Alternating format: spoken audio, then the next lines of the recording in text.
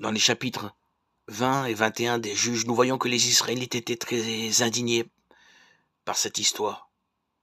Et ils ont rassemblé une armée de 400 000 hommes pour demander justice aux Benjamites, la tribu responsable du crime. Au début, les Benjamites ont refusé de livrer les coupables, déclenchant un conflit violent. La Bible raconte qu'au cours des 2 premiers jours de bataille, les Israélites ont subi de lourdes pertes. Mais le 3e jour, après avoir cherché la direction de Dieu et tendu une embuscade, les Israélites ont finalement remporté la victoire, causant une grande dévastation à Gibéa et faillissant anéantir toute la tribu de Benjamin. Et en conséquence de ces combats, la tribu de Benjamin a été presque totalement exterminée. Hommes, femmes et enfants ont été tués, ne laissant que 600 hommes qui ont fui vers le désert. Cela a fait sentir aux Israélites qu'une grande culpabilité, car auprès de le peuple Benjamin était sur le point de s'éteindre, car il n'avait plus suffisamment de femmes pour assurer la procréation. Le grand problème était que les dirigeants des 11 tribus d'Israël avaient juré de ne pas permettre à leurs filles d'épouser des hommes benjamites. Cette décision prise dans un moment de grande émotion et d'indignation a conduit cette crise. Afin de ne pas déplaire à Dieu et en même temps de ne pas violer le serment qu'ils avaient fait, les Israélites ont attaqué Jabès de Galaad, une ville qui ne s'était pas jointe à eux contre Benjamin. Au cours de la bataille, 400 hommes ont été tués et leurs épouses ont été données aux Benjamites. Le problème était que la tribu de Benjamin comptait 600 hommes, sans épouse, et il manquait donc 200 femmes. Alors ils ont dû prendre une autre décision très regrettable.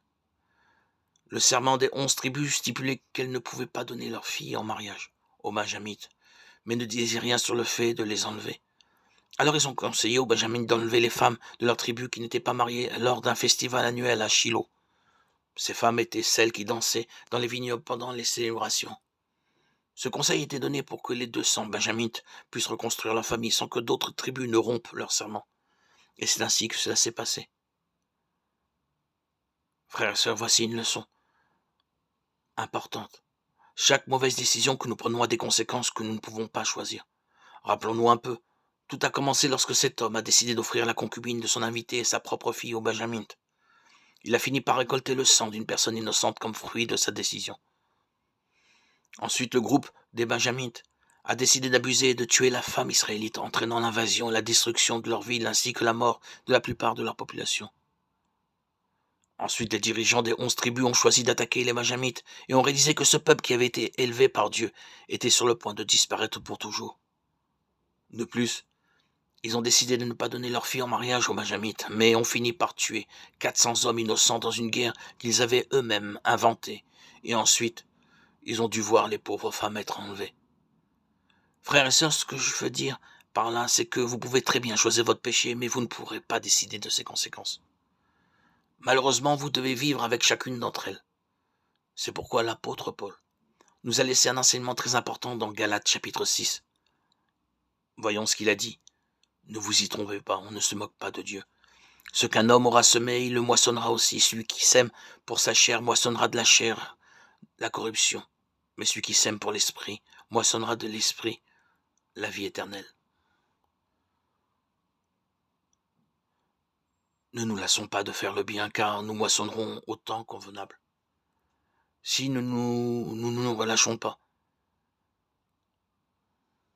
Et si nous lisons la fin de cette histoire, nous verrons que les Benjamites ont réussi à restaurer leur vie. Ils se sont remariés, ont reconstruit la tribu et ont repeuplé leur peuple.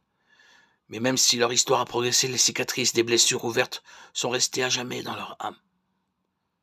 De même, si vous vous repentez des erreurs commises, après vous êtes éloigné de la présence du Seigneur et demandez pardon, il vous accueillera à bras ouverts, n'en doutez pas.